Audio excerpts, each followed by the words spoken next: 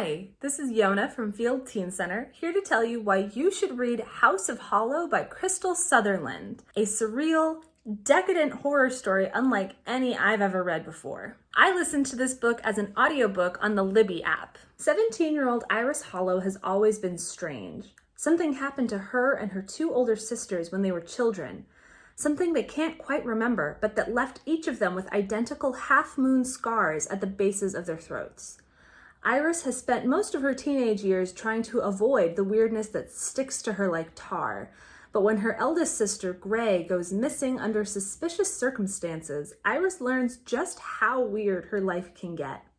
Horned men start shadowing her, a corpse falls out of her sister's ceiling, and ugly, impossible memories start to twist their way to the forefront of her mind. As Iris retraces Gray's last known footsteps and follows the increasingly bizarre trail of breadcrumbs she left behind, it becomes apparent that the only way to save her sister is to decipher the mystery of what happened to them as children.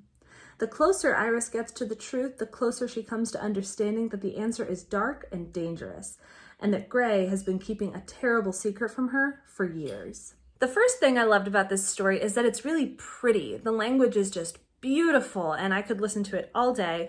It reminded me a lot of the writing style of Holly Black or Melissa Albert. The next thing I liked about it is that it's genuinely horrifying, which you don't see very often in YA. It definitely has some body horror that is not for the faint of heart, but it avoids being too gruesome, at least for my taste, though there is some blood. For fans of the Magnus Archives podcast, I would describe the mystery at the heart of this story as a collaboration between the stranger and the corruption. Another thing I enjoyed about this story is that it gives us a lot of fun wish fulfillment.